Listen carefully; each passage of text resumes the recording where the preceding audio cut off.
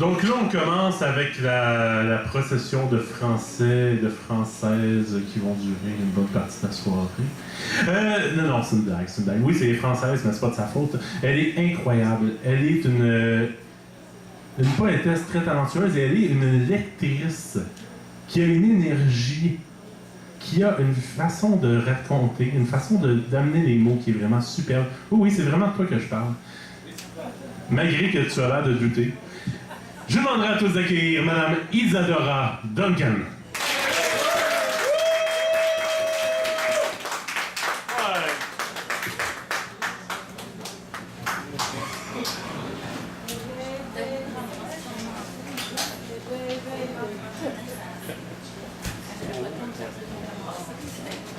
Ça fait tellement longtemps que je vais mettre des lunettes parce que ce que je vais lire, c'est plus vraiment aussi. Donc, bonsoir tout le monde. Ça fait longtemps. Hein. Je vais vous lire, je suis tombée sur ce livre-là par hasard d'Arthur Rimbaud. Et j'ai lu quelques-uns de ces développements qui sont vraiment pas mal du tout. Je vais en lire quelques-uns aussi.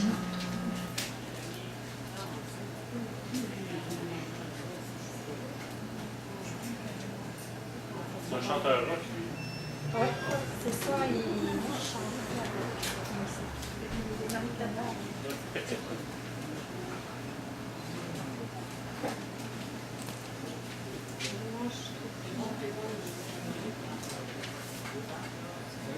Je sais pas, je l'ai.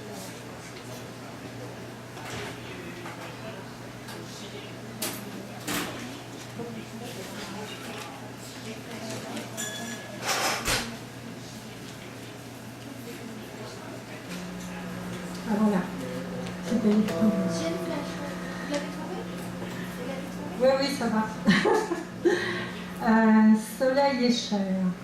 Le soleil, le foyer de tendresse et de vie, verse l'amour brûlant à la terre ravie. Et quand on est couché sur la vallée, on sent que la terre est nubile et déborde de sang, que son immense sein soulevé par une âme et l'amour comme Dieu de chair comme la femme, et qu'il referme gros de sève et de rayons le grand fourmillement de tous les embryons. Et tout croît et tout monte. Ô Vénus, ô déesse, je regrette le temps de l'antique jeunesse, des satyres lascifs, des faunes animaux, dieux qui mordaient l'amour, l'écorce des rameaux, et dans les nénuphars baiser la nymphe blonde.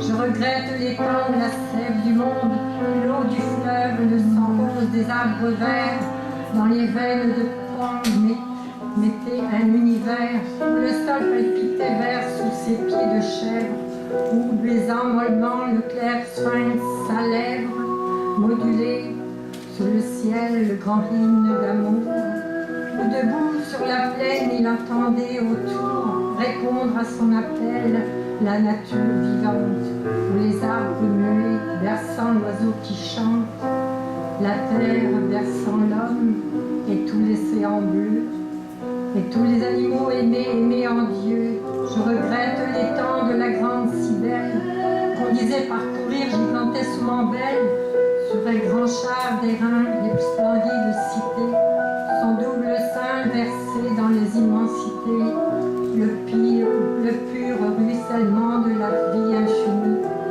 L'homme suçait heureux sa mamelle bénie, comme un petit enfant jouant sur ses genoux, parce qu'il était fort, l'homme était chaste et doux. Misère, et maintenant il dit, je sais les choses, et va les yeux fermés, les oreilles closes, et pourtant, plus de Dieu, l'homme est roi, l'homme est Dieu, mais l'amour, voilà la grande foi.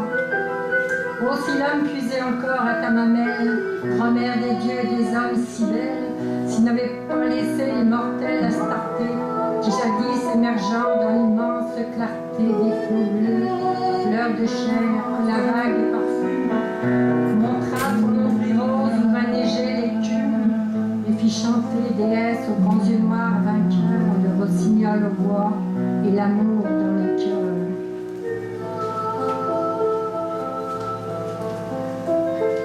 Depuis que l'autre Dieu nous attelle à sa croix, chère, magre, fleur, Vénus, c'est en toi que je crois. Oui, l'homme est triste sous le ciel vaste.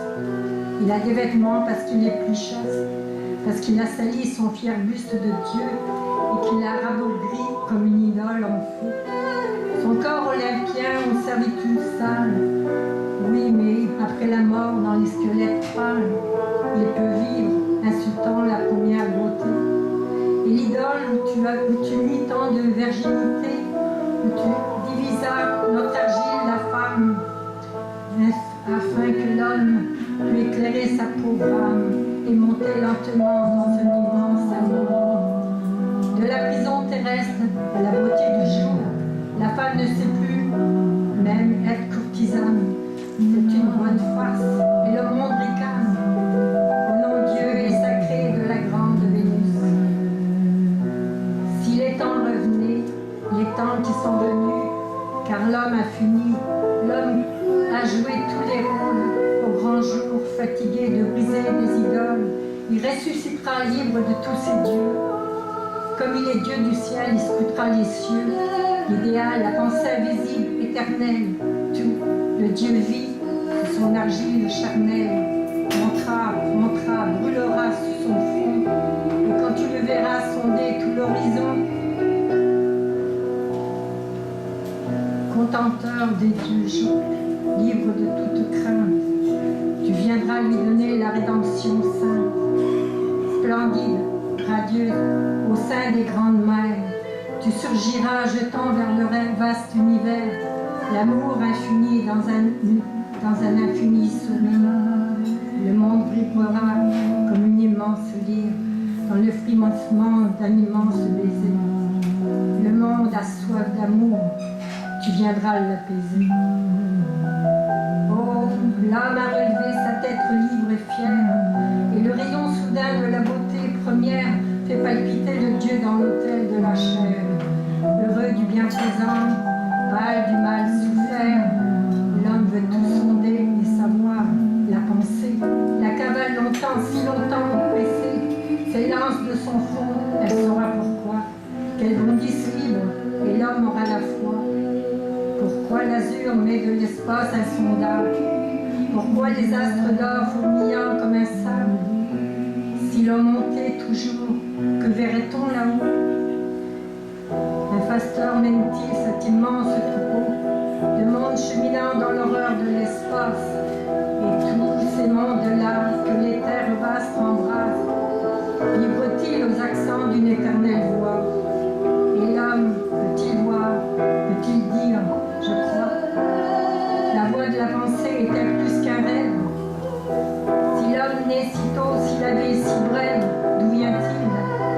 Sombre-t-il dans l'océan profond, des germes, des fœtus, des embryons, au fond de l'immense creuset d'où la mère nature le ressuscitera, vivante créature, pour aimer dans la rose et croire dans les blés? Nous ne pouvons savoir, nous sommes accablés, lamentons d'ignorance et d'étroites chimères. Merci.